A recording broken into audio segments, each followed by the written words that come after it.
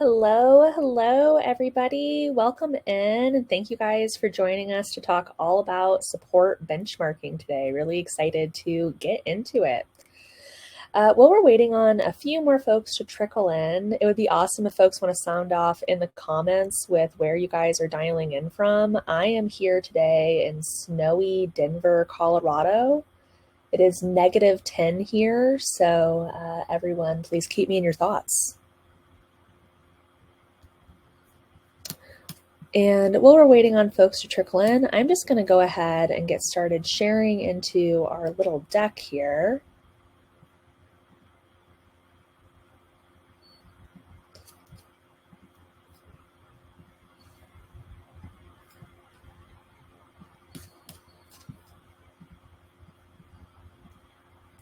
Oh, awesome. And I see we have some folks from Tennessee and Austin.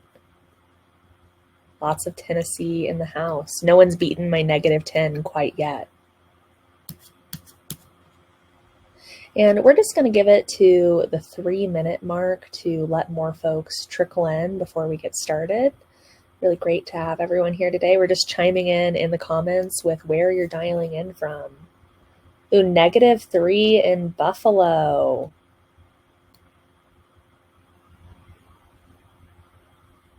Lots of sub-30s.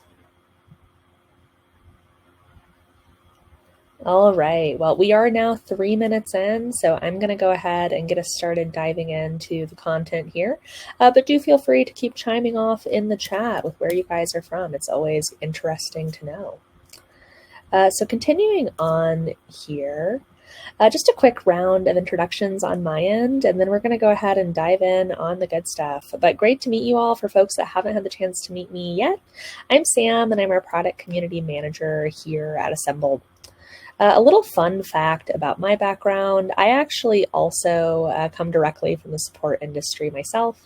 I used to lead support operations over at Imperfect Foods. For folks that aren't familiar, they're a grocery delivery company mostly based on the West Coast. And I handled all of their support operations before coming over here to Assemble back in the day. So anyway, that's a little bit about me and where I come from. But because of that perspective, I'm always great for any kind of day in the life questions or any questions about Assemble. So anyway, that's a little bit about me and my background. But now that we've had the chance to touch base there, I would love to walk through the rest of this jam-packed agenda we have for today. Specifically, we put together a really cool set of data points for folks all about the different operational norms in the support industry, the different metrics folks are expecting, all of the good stuff that you're always curious to know about what's going on for other teams. We have all of the inside scoop. So we'll mostly be getting into the nitty-gritty details of that today. We'll also be talking a little bit about why this matters in the first place, or spoiler alert, maybe why it doesn't, depending on your perspective on where you're coming at the report from.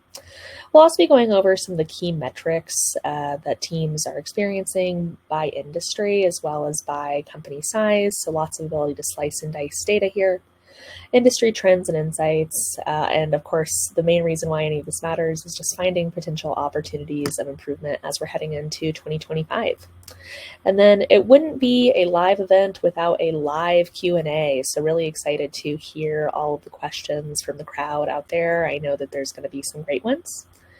And then just a couple notes on housekeeping before we get into the real meat here. You guys may notice on the bottom right, there is a little tab that says questions. If you have any questions as we're working through the content, it would be awesome if you could submit them into that tab. So that way when we get to the Q&A, we can just pull them up and start working through them right away instead of diving in through the comments. Though we'll be keeping an eye there too. Just helps keep everything super organized if you guys submit there. And then as we go, do feel free to chime off in the comments or leave an emoji react. It's always more fun if we hear what people are thinking. So do feel free to keep chiming off like you're doing now. And with that, let's go ahead and get into the fun stuff. So this is a little bit more information about the methodology specifically for how we built out this report.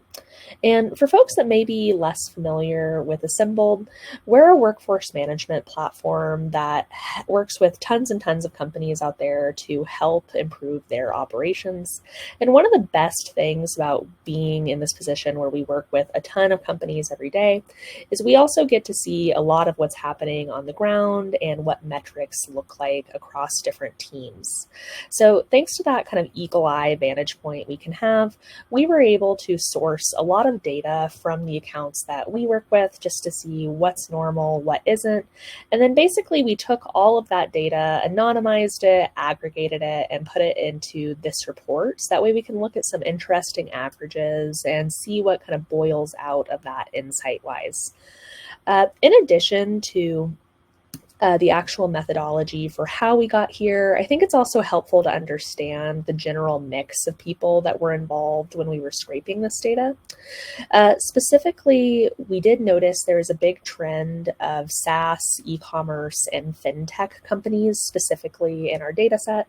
Those certainly aren't all encompassing for everyone that we source the data from. There's also quite a lot of healthcare, ed tech, lots of other industries you might be familiar with. But it is important to call out quite a large portion of our sample size was SaaS, e-commerce, and fintech.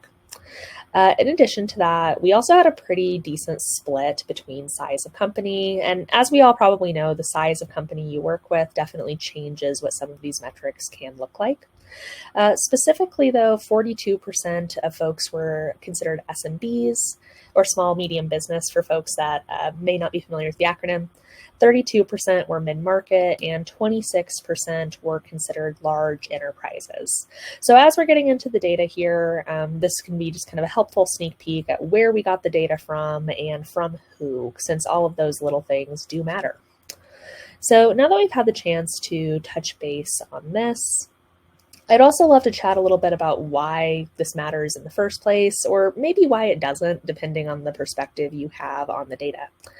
So something I think is really unique as Assembled's product community manager, I get to hear from teams all the time, every day, about all kinds of questions folks have about improving their operations. And a big question I hear in my day-to-day is, how do my metrics stack up against what you see with other teams? Or another way of phrasing that is like, what's a common benchmark for something like adherence or SLA for teams where maybe you haven't actually thought about what that number should be for your team before? And since we hear that question so often, we knew that this would be a helpful report to pull together for folks. That way people could get a really scientific understanding of what's normal. But that being said, something else I think is really important to call out is, even though it can be nice every once in a while to kind of pick your head up from your own lane, look around and see what's normal in other places, usually your best source of data is what's happening in front of you and with your specific team, since all teams are different and no metric is truly one size fits all. So while these broad trends can be really helpful to get into, and they're definitely fascinating for folks like me that are just interested in the trends in the industry overall, when you're doing things like goal setting for your team, I strongly encourage you to look at it as your data first. And what I mean by that is, for example, just because this report might say average adherence across all teams is 80%, that doesn't necessarily mean that that's the right target for your team. If when you look at your data, you're trending at like 50 or 60, maybe your goal should be 65 or 70. Just as an example, to be a bit more in line with what's true in your data versus what's true globally, though that can be a controversial take. But do recommend being sure to look at your own data as your first source of truth, and these broad industry trends is more of kind of a helpful addition to that, or kind of a bigger lens to look at your own data through. And then lastly, I think the big picture here is really where this data is most helpful, because it's not necessarily about setting goals for your specific team. It's about looking at your team in the lens of this big picture of the support industry and just seeing where you stack up within that. So the TLDR of this slide really is just, yes, this is fascinating data. Yes, it's really exciting to get into, but also maybe use it with kind of a grain of salt when you're thinking about how this applies to your team. So now that we've had the chance to kind of get all the disclaimers out of the way, would love to, drum roll please here, pause and ask, what is your North Star metric? Spoiler alert, we are going to be getting into what this looks like for other teams here shortly, but you guys should see a poll on your screen, and curious to see what folks say here. And poll results are slowly trickling in, but we're currently seeing average handle time pull into the lead just beyond first response time, which is pretty similar to some of the metrics we saw globally inside of our reporting. It's now an even split between first response time and average handle time. Please keep submitting. I'm really curious to see where this lands for folks. But without further ado, let's actually go ahead and start getting into the meat here. So the first thing we're going to be looking at is the overall trends in the industry. And when I say the industry, I'm specifically referring to the support industry globally. Something that was really fascinating in our research, which we'll be getting into in more detail here in a minute, is yes, these high-level metrics are definitely really interesting and important. But one other thing that's really interesting and important about these is they actually change really considerably once we start slicing and dicing this by different industry or different company segment. So these top line, it's definitely interesting, but I think it's even more interesting to understand some of the nuts and bolts of how this changes by industry or by contact pattern. But that's all kind of a spoiler alert for future slides we'll be getting into here in a minute. But some overall trends that we thought were really interesting. The average adherence across all of the users that we looked into was 70%, and that's across all industries and company sizes. The average SLA attainment was 66%. And then getting into average handle time and first response, some of the crowd here's favorite metrics. Average handle time on live channels was typically 1 minute and 41 seconds. And first response time was 2 minutes and 41 seconds. These numbers, as I'm sure you guys can imagine, especially we found change pretty considerably with industry, with some of the more, let's say, complex ticket styles like healthcare or fintech really skewing this number one way or another. But we won't spoil that too much as we're getting into some of these industry specifics. But here's what we're looking at more globally. But turning the page into something a little bit more specific as promised, this is actually a bit of a sneak peek for our follow-up webinar that's happening on February 12th. We actually ran a second kind of report that instead of analyzing this through the lens of the data that we pick up from our user base in a more kind of analytical way that's just scraped raw data, we also ran a survey format of this that's around similar things, but a little bit more qualitative. So we took some of the insights from that report, which you guys can check out and explore more fully in February if you would like, to kind of add a little bit of flavor to some of the trends that we saw analytically from this benchmarking report. Specifically pulling in some metrics from there, what we found was 40% of leaders are aiming to scale support efficiently in 2025, and 33% are prioritizing improving CX quality as their top priority. This was actually a really interesting finding for us because in prior years, probably no surprise to anyone, the primary objective of most support leaders was cost cutting, and now things have really switched gears, and instead of cost cutting, it's actually more about improving quality these days, which was a pretty fascinating insight and a big shift from 2024 as we move into 2025. One last little factoid here.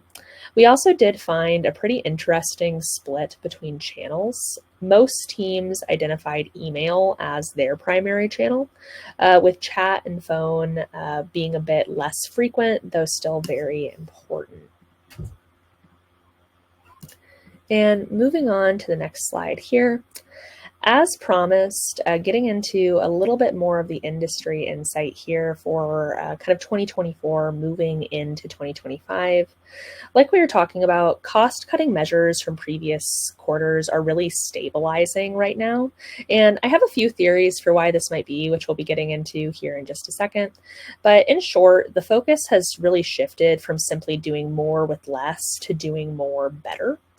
And for folks that have been longtime attendees of these webinar series with us, or really not even just webinars with us, I think it's a pretty broad theme throughout the support industry. Something we hear a lot is how do we transform support from not being viewed as a cost center, but being viewed as more of a value center? Because historically, as I'm sure many of us are very familiar with, when we're talking about boardroom conversations or upper level company conversations, often support is kind of viewed as a line item, an expenditure, something that you definitely want to invest in to keep happy customers, but more something that costs you money versus something that creates new value of its own. And a big focus over the last couple of years has really been how do we focus on changing that narrative, adding as much value as possible, and really proving out that support isn't just a cost center. It's actually this really strong value powerhouse for delivering great experiences for your users that keep them coming back and keep them as happy, loyal customers. And I think that this change from moving from this kind of hyper cost cutting phase and into something a little bit more focused on quality, I think a big part of this is kind of the industry pendulum shifting finally in this direction that a lot of us have been excited about for so long, which is really seeing support less as cost to cut and more something to be invested in for user experience. And I personally have a little pet theory about why this is. We'll be getting into this in a bit more detail as we go. I'm curious to hear from folks if you want to sound off in the comments, if you think I'm right, if you think I'm wrong.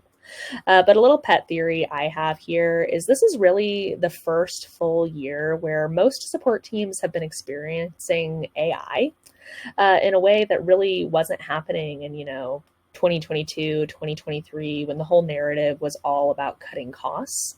And AI in general has really changed the game for a lot of these metrics and how they're interpreted, because in many ways, AI has helped deliver in big ways for driving efficiency for customer support teams and lowering cost at the same time. But now that those AI solutions are in place, the new question has become, how do we make sure that those AI solutions are actually delivering quality experiences to our customers and not trapping customers in these weird doom loops that I think we've all been in, where you're trying to get a hold of a real agent and a robot just keeps pointing you to the wrong help center article. I think we've all been there. And I think the new name of the game is how do we keep those efficiencies we gained in 2023 and 2024 and continue to invest in that AI-driven experience, while still creating really awesome experiences for customers that connect them with people when they need them. In addition to that personal soapbox of mine, we also did definitely notice as complexity has continued to grow, teams are navigating in some increasingly diverse ranges of strategies.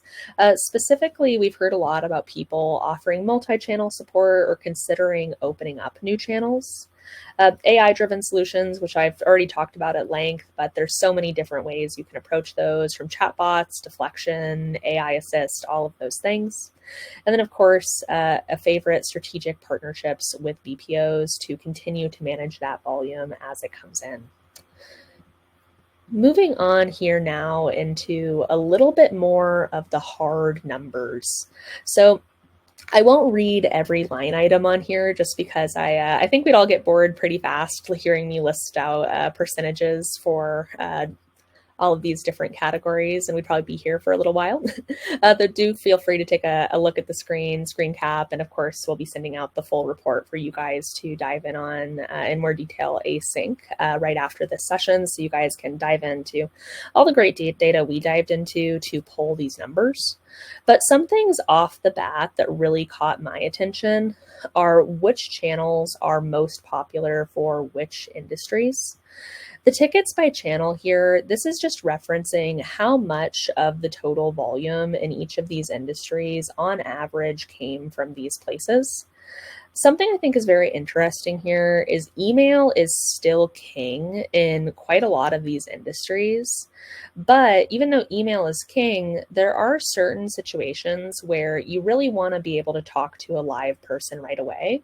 And for example, chat continues to reign supreme in fintech, which makes a lot of sense because if there's a problem with, your credit card or suspected fraud, something like that, which is a lot of the kind of interactions that happen in this world, you're going to want to talk to a live person quickly versus going back and forth over email. So this completely makes sense. Another one I thought was very interesting is marketplace. And this is actually a newer category for us to list here, but it's very interesting, the mechanics of this industry. A marketplace based support team would be a support team where actually you have a buyer and a seller that you're interacting with. So, as an example, if you're an Airbnb or an Uber type company, you actually have vendors internally on your side, which would be the people that would be driving the cars or renting out their home, people with something to sell. And then you also have people with something to buy. So, that end user that rents that Airbnb or gets that Uber. The thing that's very interesting about marketplace dynamics is that also means that there's two, sometimes even three separate people that might call you about the same interaction. So as an example, if you're Uber and something bad happens in that rideshare, you might get a call from both the driver and that end user trying to make it right. So there's quite a lot of complexity for managing marketplace teams, and it's a bit of a newer kind of support model. So it's been really interesting to get to watch as this category has emerged. Another interesting little factoid about this, which totally makes sense when you think about that dynamic, is phone is actually their highest contact channel. And I think this makes a lot of sense when you're thinking about those kinds of personal interactions between people where you might just need to talk to somebody on the phone to get an answer now for, hey, where is my ride share? Hey, what's going on with my hotel room? Hey, what's going on with this order? That kind of thing. And certainly the fact that you can get it from both ends can also really drive up some of these numbers. But anyway, now that we've had the chance to talk at length a little bit about channel distribution, we also have some really interesting metrics down below here for SLA, first response time, and average handle time. One of the things that really jumped out to me when I was doing a little bit of analysis here is even though email is the highest grossing channel for where kind of the customers are heading to and where we're responding to people from, it also pretty consistently is the lowest performer in SLA. So even though email makes up the bulk of volume, it also tends to be the place where we drop the ball the most when it comes to quickly responding to customers. And on one hand, this totally makes sense because of the asynchronous nature of the interaction. And anecdotally, a lot of the teams that we work with, at least, essentially will have the teams be working live channels as the key priority and then working emails more in the background just as they come in. So it could make sense that SLA would be lower for email than it is for live channels, but it's also still very interesting that it is our highest volume channel, yet it also tends to have the lowest SLA. And that is regardless of industry as well, which is another interesting way of slicing and dicing it.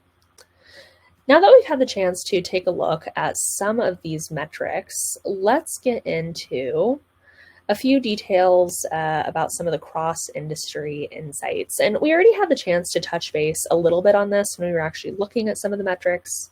But with email, we know it continues to be the dominant channel, though there are quite a lot of SLA struggles. Especially interesting that email across all industries continue to trend below 50%. And this could highlight in the future for a lot of teams a need to improve some of the workflows related to email to make sure that we're equipped to respond to those as quickly as possible. Chat does lead in a real-time responsiveness, perhaps no surprise there. I think that that's why a lot of people love this channel. It really is that type into a box and get a magic response right away kind of channel, which is what a lot of consumers today are really after. But this does have the lowest first response time, and the median first response time across industries for chat is actually 1 second, making it the go-to channel for urgent support needs. When I first saw that 1 second. I'll be honest with you guys. I was sitting there and I was like, how is it possible that the average first response time is only 1 second across so many companies? But then I realized it totally makes sense when we think about this in the context of the AI revolution and how most teams have really readily adopted things like chatbots and deflection that do take that first response and get something back out to the customer like magic instantaneously. And like we were talking about a minute ago, when people are reaching out over chat, to them it's often that magic box where they're typing their query and getting back that super fast answer. So that AI solution definitely seems to be creating even more magic with this channel. Phone, of course, excels in SLA compliance, and I think this is for good reason, because for the most part, when people are reaching out over phone, it's because of some pretty serious business, and they want that response very quickly. Most teams know this and really prioritize their phone coverage, in my experience, both anecdotally and looking at the reporting. And nearly all industries do report SLA for phone compliance above 50%, or sorry, not 50, above 90%. 50 would be a little scarier, making this generally the highest attainment channel. And then one last call out that we thought was very interesting, mid-market teams actually do lead in adherence. So across industries, mid-market companies are going to report higher adherence than SMBs, as well as some of the larger enterprises out there. And anecdotally, with the many customers I've worked with, I think that this makes a lot of sense, because in SMB land, where you might be just working with just one operations leader and a bunch of agents, you probably don't have as much time for keeping up with things like adherence insights in real time, or a lot of dedicated coaching conversations with people about adherence, or depending on the team, this might be your first time thinking about adherence in general, and it's not a very core KPI for the team. Whereas with mid-market, you tend to have a little bit more resourcing for being able to have those conversations proactively. You potentially have real-time analysts on the floor that are driving some of this compliance, which is really exciting stuff for mid-market. And then, of course, way up market, of course, they have higher adherence than what we saw with the SMB segment, but generally a little bit lower than mid-market, which might also make sense given a little bit less dedicated agent resource for having those coaching conversations. So mid-market, hats off to you for awesome adherence in 2024. Alrighty, another poll for you guys. What channel do you guys think is most difficult to manage for your team? And go ahead and sound off in that poll that's appearing on your guys' screen now. And I'm just going to give it a couple seconds for those responses to trickle in, and we'll see what you guys had to say.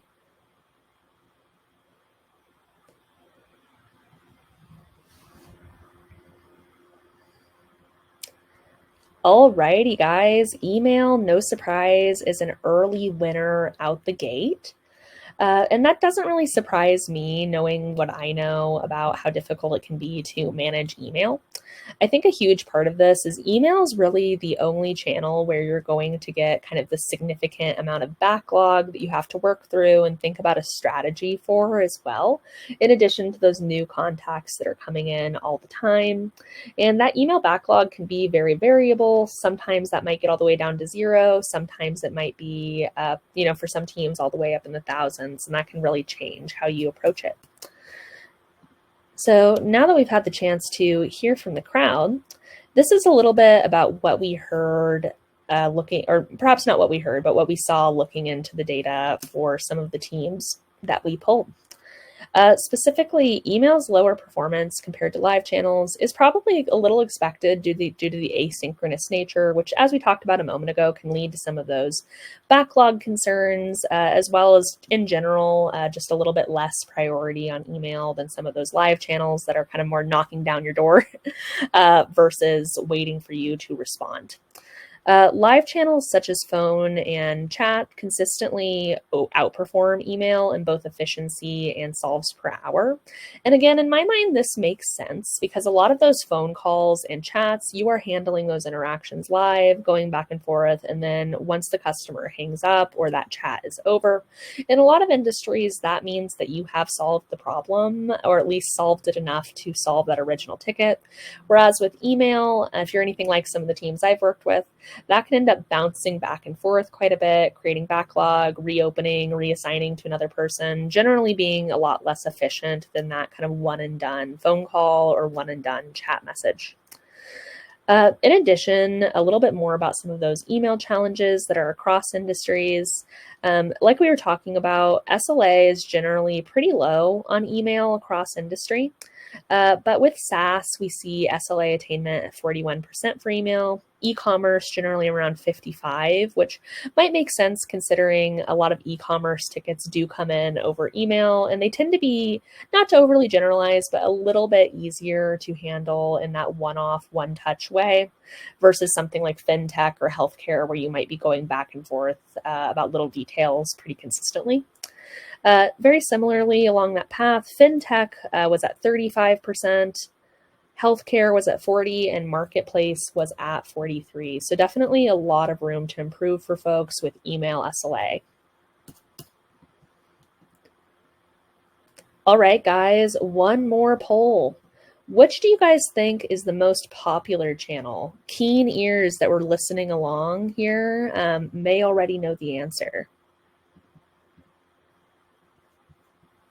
Pop quiz time.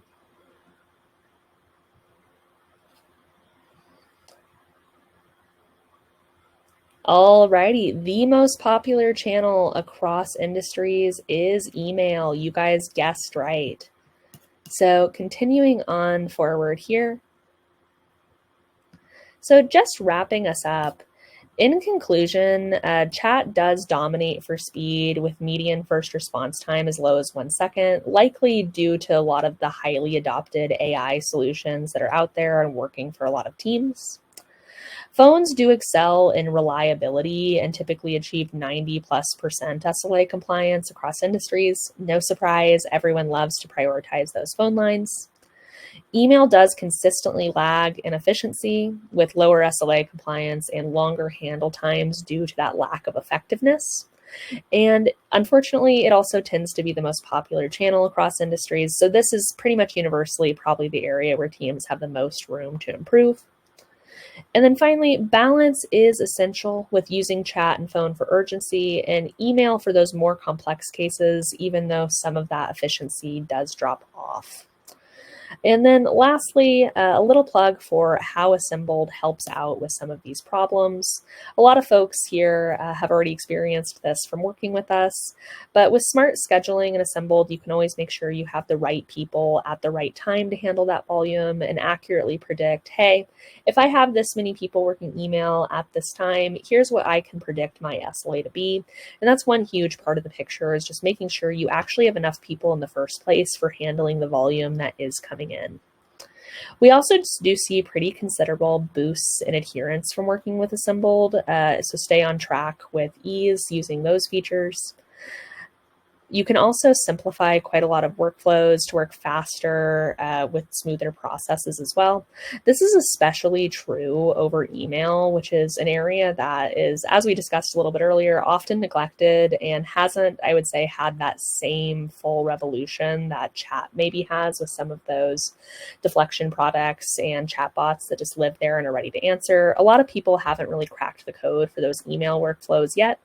And AI Assist with Assembled is a really great solution for helping streamline some of those issues, both with our Copilot features that still have the agent in the driver's seat, but give helpful suggestions and draft starters. That way you can really quickly improve that handle time for email and that first response rate for email, as well as just auto responses that will immediately send back out in responses to certain questions. Another thing that I think is also really cool about us in particular in this space, of course, I'm obligated to give us a plug here, is that with quality being such a top of mind concern for a lot of teams, We also make it super easy to build in the quality control checks that make this possible without a customer falling into a doom loop where they can't get a hold of a real person, because we work so closely with your real agents to improve that first response time and the quality of their response as well. So teams that work with us for Assist actually usually see a big bump in both efficiency for email and quality, which is super exciting. Lastly, on the support team side, balanced workflows with better harmony can also really help out your agents day to day and make sure that your best agents aren't burning out as they're working through those unsustainable processes. So in general, the more we can streamline an agent's day, both with schedule insights and adherence to Assembled, and then also the AI piece, the less stressed out they're going to be, the less likely you are to lose your best agents as well. And then lastly, actionable insights with our data and Assembled and reporting that you guys can then take anywhere and do anything with to improve your business. So really exciting stuff on the Assembled side as well. So if you haven't had the chance to check us out, definitely do. We would love to get the chance to show you guys a little bit more. But with that, I'll go ahead and cut myself off here. It is now time for our live Q&A session. So if you haven't had the chance to drop any of your burning questions into that question tab, now is the time. And I'm just going to give folks a couple minutes to drop in.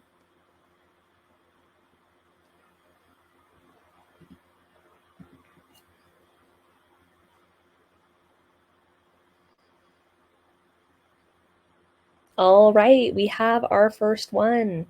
Rachel asks, what are the biggest challenges you've seen support teams face when managing multiple channels effectively? And how do benchmarks help address these? Ooh, this is such a good question. I would say the biggest challenge I've seen people encounter, and I tend to think about this from a very workforce management minded perspective, since that's just the world that I come from, is thinking about how do I segment agent days? That way I'm actually having them focus on the right thing at the right time, when we always are going to have competing priorities for email, chat, and phone. One of the more effective ways that I've seen people do this is setting up time that's kind of dedicated between live channels and email blocks. So as an example, a lot of people like to set it up so that way, or at least in my opinion, a lot of the very effective teams I've seen will set it up so that way agents will work a larger live channel block where they're meant to be working phone and chat at the same time, whatever's being served. A lot of this also has to do with perhaps limitations of your contact platform for what is possible to serve at once. So, a little grain of salt as I'm chatting through here. But a lot of people will set it up so that way their system will route chat and phone calls to the same person at the same time, of course, one at a time. So that way they're not doing both typically. And then basically they're just in that live channel state of mind as they're working through those, with the idea that when they're not getting any phone calls or not getting any chats, they're going to back up into your general queue to continue working email. The best iterations of this, I think, also will give agents 1 to 2 hours a day just to purely focus on the email inbox. And that will ensure that your SLAs for email continue to be high, while also giving agents a little bit of a reprieve from some of that constant occupancy with the live channel piece. But great question. All right, next one here. Ashley asks, the shift from do more with less to do more with better sounds great in theory. What strategies or tools have helped teams actually make this transition? That's a really great question. So like we were talking about a few slides back, I think a lot of this constant pressure for cost cutting, not to say that we're exactly in this candy land where people are just throwing money at all of their problems now. Definitely not saying that. But with doing more with less, I think we're kind of getting away from that narrative that was so common in 2023 and 2024, where we were really just trying to kind of scrape the costs down as much as possible, to this place where those forces have equalized a bit as the economy's gotten a little bit better. And also, as honestly, I think a lot of support teams have kind of already cut down their budgets to what was the lowest possible sustainable point in 2023 and 2024. So as we're kind of in this new world where a lot of that bloat is already gone, 2024, late 2024 and into 2025 is kind of moving into this new direction, which I call do more better. So instead of that kind of hyper cost cutting mode, thinking more about, okay, we are already at this place of cost efficiency. How can we do more and improve the quality of what we're doing? And I think getting into the tools piece of that and the strategies piece of that, a huge piece of where that has come from is AI, because that's really the only, well, I shouldn't say only, but the primary way you're going to be able to, 5x, 10x what your team is putting out there is that AI piece.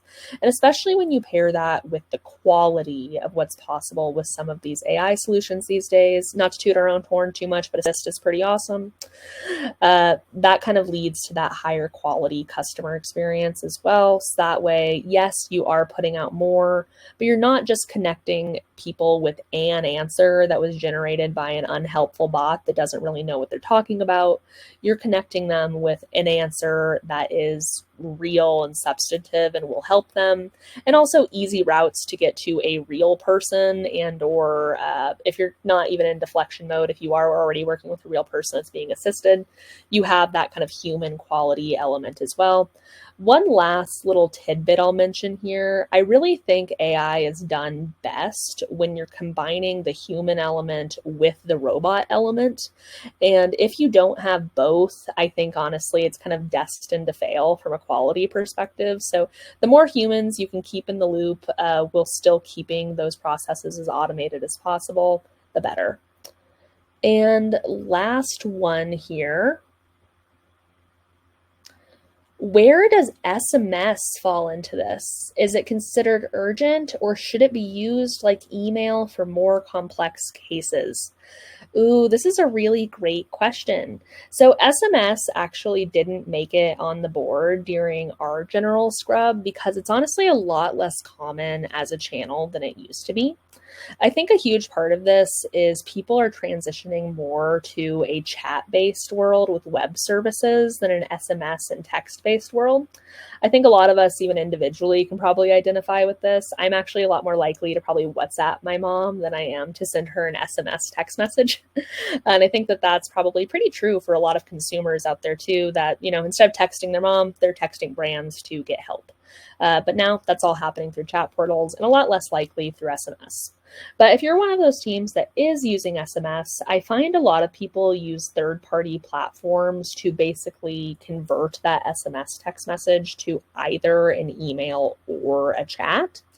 And then they kind of handle it urgency wise into whichever bucket that falls in.